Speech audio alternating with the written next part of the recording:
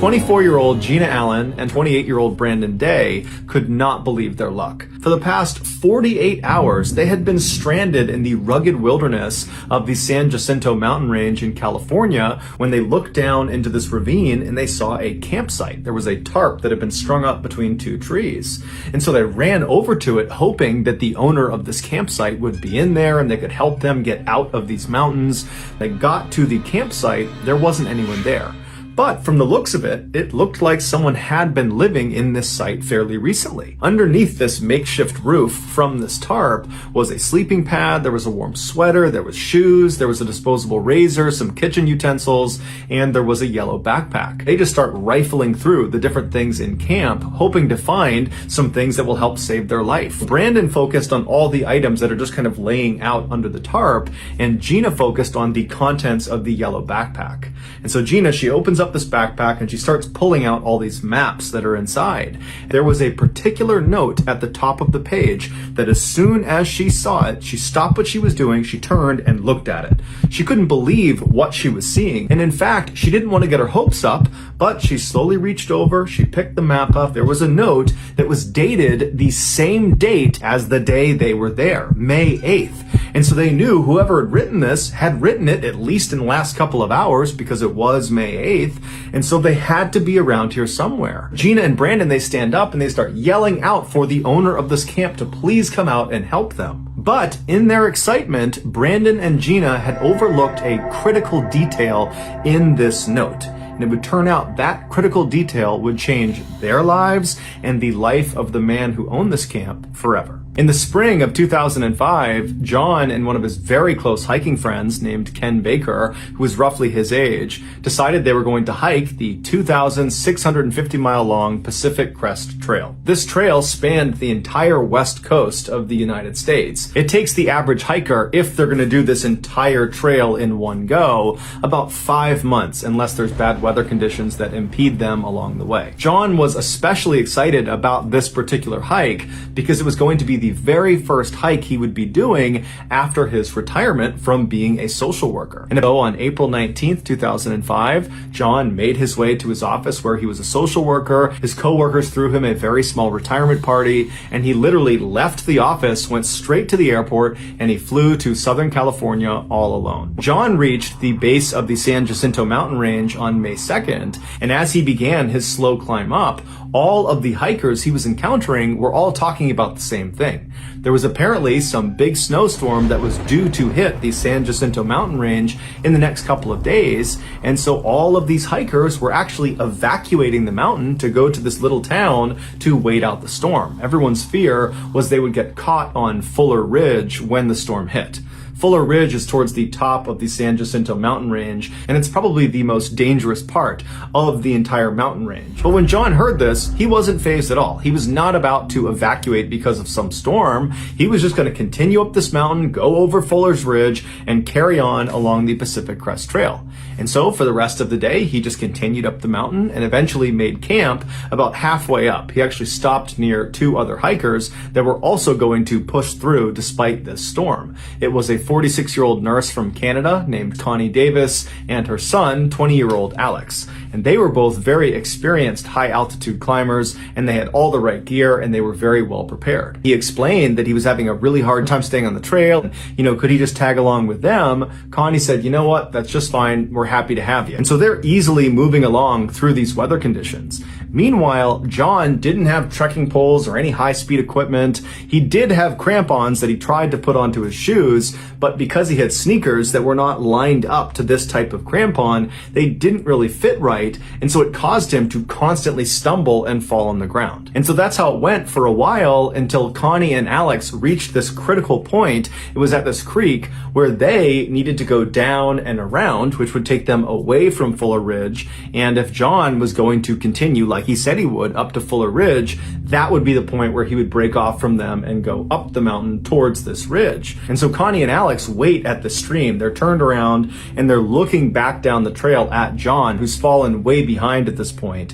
And as they're looking at him, they're thinking, this is going to take a long time for him to finally catch up to us. And so she yelled and waved to John and signaled that she and her son were going to go down this creek and this way to Fuller Ridge, so best of luck to you. And then Connie and Alex disappeared around the corner. Once John's hiking partners had gone, John got up to that creek and he was going to try to go up to Fuller Ridge, but by that point the snow was practically blinding. And so at this point John decided, you know what, I do need to turn around and go back down the mountain and evacuate to that town where everybody else had gone to avoid the storm. And so John turns around and starts trying to backtrack along this trail back down the mountain, but the trail is gone. The snow has completely whited it out. He reached this area called Long Valley where he had a decision to make. He could either continue down the mountain, which would require jumping down into this ravine that once he did, he would not be able to climb back out again. It was too steep. Or he could turn around and hike way back up the mountain and go some other direction. But at this point, he had really no idea what direction was the best direction, and so he decided he would jump down into this ravine. And so he laid on his stomach, he lowered himself down over the edge, and he dropped down into the valley below. Once he stood up, he just continued walking down the mountain. Notice the ravine walls, these huge walls on either side of him, seemed to get closer and closer to him, like this ravine was kind of coming to a point. And so he walked a little bit farther, and then he came to an abrupt stop. The water had disappeared because it had flown off a 100-foot cliff that he was now standing in front of. He had come to the edge of this huge waterfall, and there was absolutely no way to lower himself down over it. It was an absolute fall to the death if he attempted to go down this waterfall. And so he looked to his left and he looked to his right, and these huge canyon walls that had followed him all the way to this edge from when he dropped down, they were sheer cliffs. There was no way to climb those. And his initial drop into this ravine was unclimbable. He knew that going in. And so he was boxed in. He was trapped. John left the edge of this cliff, this waterfall, and walked back up to a relatively flat area farther up the ravine, and he began to set up camp. He pulled out his green tarp, he put some line between two trees, he made a makeshift roof, he laid out his bed mat underneath, and then he climbed underneath the tarp and he settled in for a long night. The next morning, when the sun finally came up again, John was totally disheartened, and he decided to start jotting notes down on the margins of his map, which was the only place he had space to write.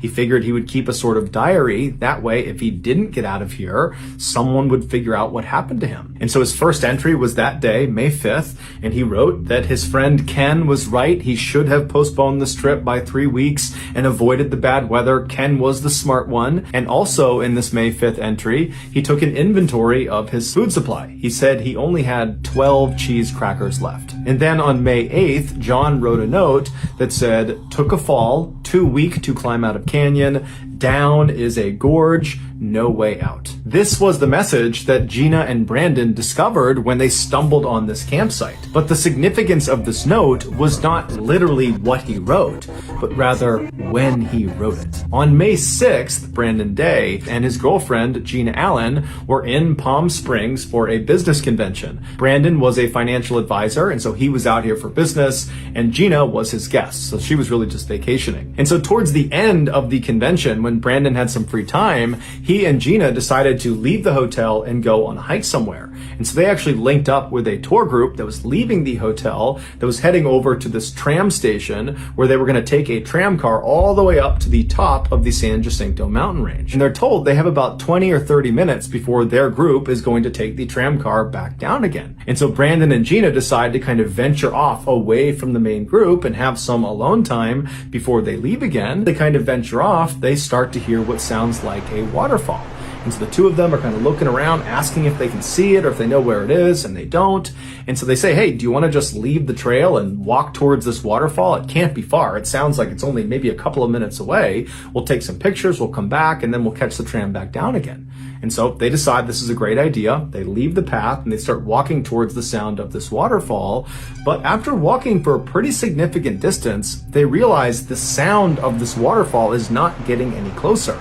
It seems to actually just be getting farther and farther away.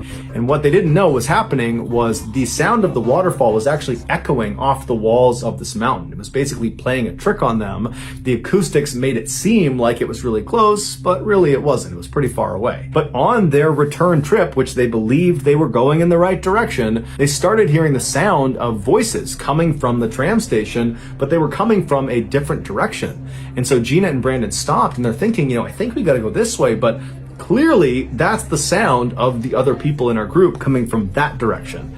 And so they decide to follow the sound of the voices. But just like the sound of the waterfall, the sound of the voices were not coming from that direction.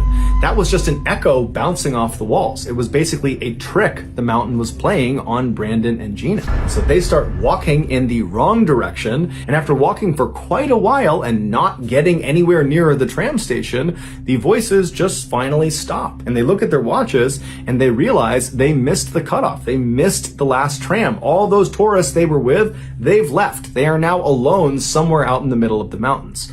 But they did not panic. They figured, you know what, we'll just make our way to the tram station and we'll either catch the next tram or, maybe there's a payphone or something up there we can use and, we'll figure it out. Now, it's important to mention that Brandon and Gina did not expect to spend very much time out in the elements. They expected to get on a tram, stay at the top of this tram station with a bunch of other tourists where there was a restaurant and a bar, and then they were going to ride that tram car back down and be back at their hotel before dinner time. As such, they didn't bring any supplies. They didn't even have their cell phones. They had left those in the hotel room because they wanted to make sure they were focused on each other. They had no water, they had no food. And so Brandon and Gina, they begin walking around in search of this tram station, and for several hours, despite their best efforts, they don't find it. And then before long, the sun is going down and the temperature is dropping rapidly. And so eventually, after it becomes too dark to continue to move around, the couple winds up going into a cave where they huddle up all night, barely avoiding becoming hypothermic. The next day, when the sun comes up, they haven't slept at all, they climb out of their cave, and they continue walking around the mountain in hopes they find this tram station. But eventually, they get to one of the higher points of the area they were in, and they have a pretty good vantage point around them, and when they start looking out, they don't see the tram station, they don't see anything but wilderness in all directions. And so they decided their best bet was just to walk straight down the mountain and try to just walk off the mountain. And by the time the sun was going down, they had no sense of how close they were to the bottom. They didn't have a good viewpoint. They were just kind of trapped inside of the wilderness. And so once again, they huddled up for the entire night. This time they didn't have a cave to protect them from the wind. And so finally the sun comes up on the third day, and Brandon and Gina, they're up and they're moving straight down this hill. They want to get out of there as soon as they can. They finally arrive at the same drop-off down into a ravine in Long Valley that John had gotten to. And so they're standing over this ravine, debating whether they should make the leap and jump down into this ravine, even though it means they can't climb out again.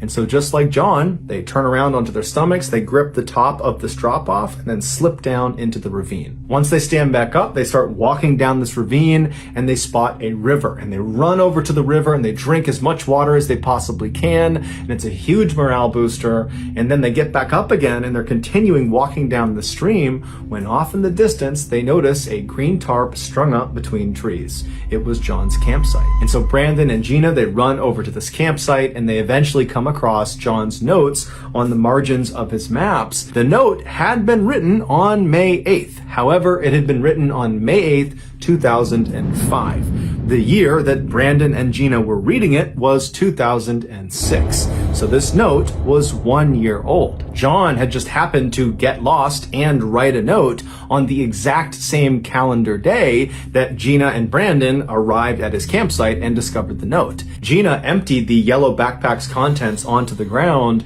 and that's when they found a wallet. They opened it up and they pulled out an ID card, and it was John Donovan's ID card. So now they knew who had written the note and who owned this camp. Afterwards, Gina and Brandon laid out all of the maps to see if there were other messages that they had not read yet.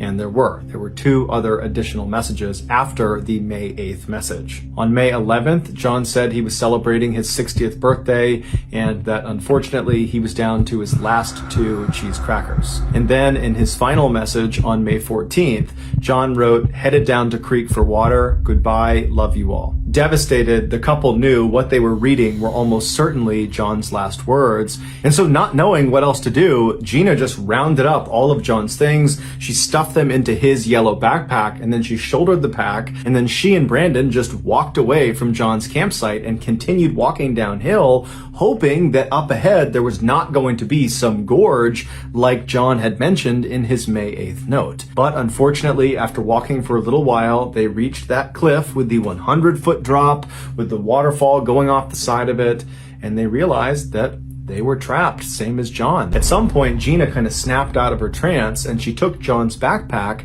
and she began rifling through it, pulling everything out all over again. And Brandon asked her, what are you doing? And she said, well, maybe there's something in here that we missed. Maybe there's a secret pocket or something in here that could help us. And so she rifles through this bag, and sure enough, she finds inside of a small pocket in the bottom of the bag was another bag, a little plastic bag, and inside of it were matches, and they were still dry. And so immediately the couple pull them out, and they start to round up logs to try to make a fire, and as soon as they light it, it doesn't catch because all the logs in the area that were on the ground were wet from previous snowstorms and rainstorms. And so all night they tried lighting these fires, but they all just kind of smoldered out. And so eventually, after the sun went down, Gina and Brandon, who were totally disheartened, they went back up to John's campsite and they went under his tarp and they huddled together for another freezing cold night. The next morning, Brandon woke up because he actually did fall asleep, and Gina was still sleeping. And so Brandon decided to just leave the tarp and go out and get a breath of fresh air. He knew they were in a terrible position, but he just wanted to clear his head. So he stood up and he could barely stand. He was so achy and tired, and he was so hungry, and he decided he would just walk down to the edge of this cliff and look out into the valley to see if maybe there was a way down. And so he walked along the river, stopping periodically to get a sip of water until he got to the very edge. And when he got there, he looked down and he saw something that he had not seen the day before. There, in a pool of water all the way down, 100 feet down, was a body lying face down in a pool of water. And that body belonged to John Donovan. Brandon was too far away to actually confirm if that really was John, but he instantly knew. But instead of being scared or saddened or depressed by the sight, it kind of invigorated Brandon and reminded him that if he doesn't act, he and Gina were going to die too. And he got the matches out from the backpack, and then he walked into the forest a ways that was right near the river and near their campsite, and he found this tree that was obviously dead, and he walked around gathering as much dry wood as he could, and he propped it up against this dead tree, and then he put as much kindling as he possibly could into this hole in the trunk of this dead tree. And after doing all this prep work, he got his matches out and he lit some of the kindling, and to his surprise, the tree caught on fire almost immediately. In fact, it burned so quickly and so big that Brandon had to run away so that he didn't catch on fire. And before long, all these trees are catching on fire, and he had to run all the way back to the campsite and wake Gina up. And so he grabs Gina, they get up, and they run all the way over to the edge of the waterfall, and they turn, and they're just watching half an acre just completely erupt in flames. And all this black smoke is billowing up into the sky. And then about an hour later, after the fire had eventually just kind of died out on its own, Gina and Brandon heard the distant rumblings of a helicopter. They had seen the smoke, and they were coming to rescue them. As such, the couple said they owe their lives entirely to John Donovan and his unbelievable sacrifice.